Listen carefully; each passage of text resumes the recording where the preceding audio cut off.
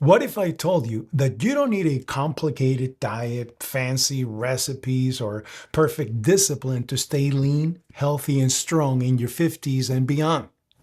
One of the most common questions I get in the comments is simple. What do I eat every day? So today, I want to walk you through exactly how I eat, why I eat this way, and the basic rules I follow to make this sustainable long term. Welcome to Think and Lose Weight, where we focus on longevity, health span, and the simple things we can all do every single day to make sure our best years are still ahead of us in our 70s, 80s, 90s, and beyond. First, let me give you a little context. My name is Luis. I'm 57 years old. I'm not a doctor. I'm not selling supplements. I'm not running a clinic. I'm someone who has spent decades experimenting, learning, adjusting, and paying attention to what actually works in the real world. What I'm sharing comes from lived experience, consistency, and long-term view of health, not shortcuts or trends. This is not a rigid diet plan. It's a framework. And part of the reason people struggle so much with food today is because they are constantly being told what to eat by everyone except their own body.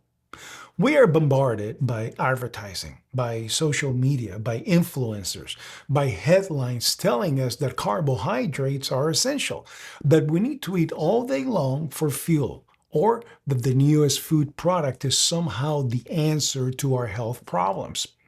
Most people are confused, overwhelmed, and frustrated. And that confusion leads to inconsistency.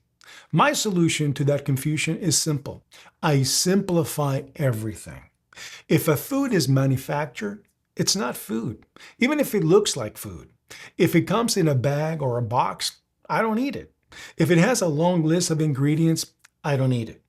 I try to stick to single ingredient foods, meat, eggs, some vegetables.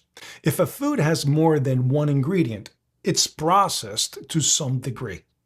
That doesn't mean the world ends if you eat it once in a while, but it does mean it shouldn't make up the foundation of your diet.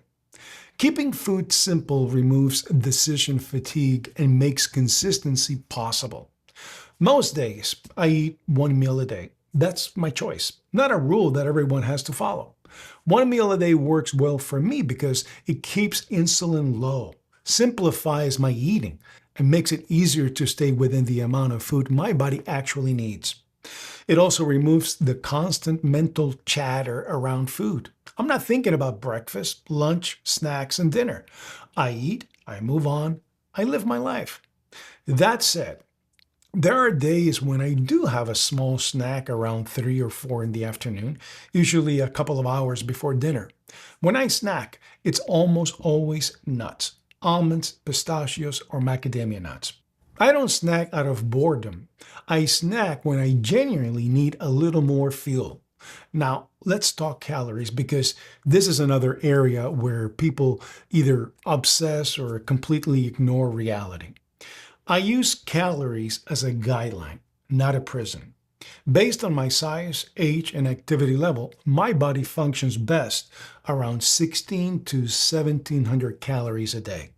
That does not mean I hit the number perfectly every single day. Some days I go a little over. Some days I come in a little under.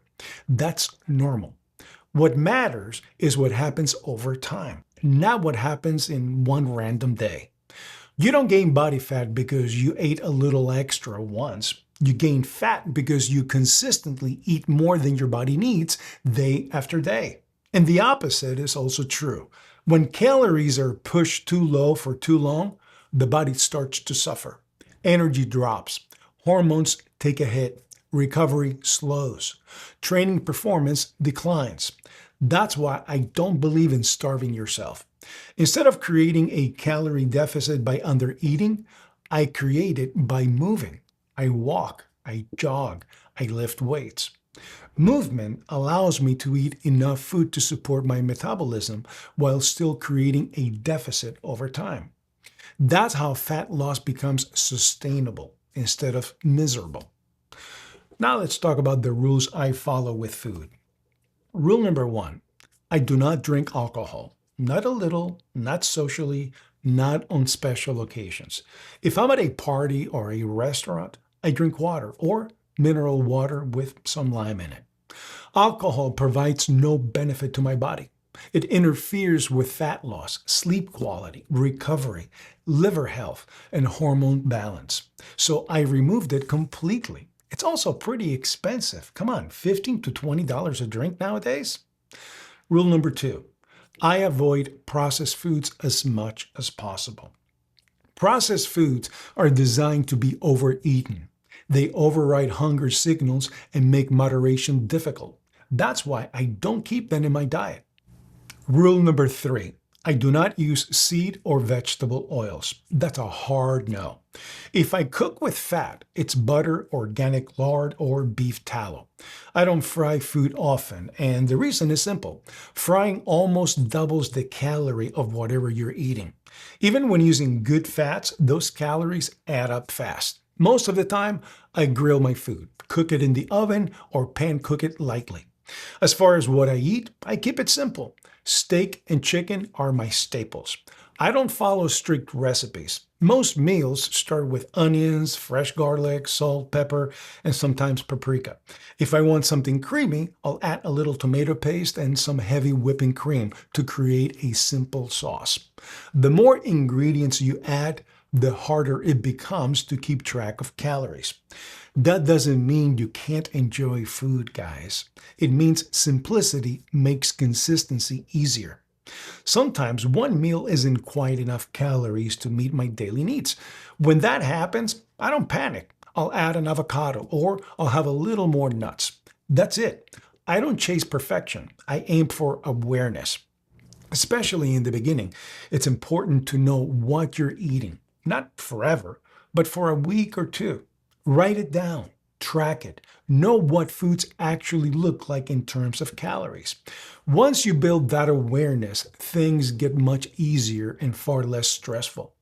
I also don't eat fast food, ever. The last time I went through a drive-thru was like 6 years ago. Not because I'm special, but because I made a decision. Fast food doesn't align with how I want to feel, perform, or age. I do eat at restaurants once in a while. When I do, I almost eat the same way I eat at home. Steak, vegetables, and I ask questions. If something is fried in vegetable oil, I don't order it. Even when eating out, you still have choices. At the end of the day, this isn't about being perfect. It's about setting personal rules that make good decisions easier. Simple meals, whole foods, enough calories to function properly. Movement to create a deficit, and consistency over time. This approach isn't flashy. It doesn't promise overnight results, but it works. And it works for the long haul. If you found this helpful, like the video, subscribe to the channel, share this with a friend who could use it, and I'll see you on the next one.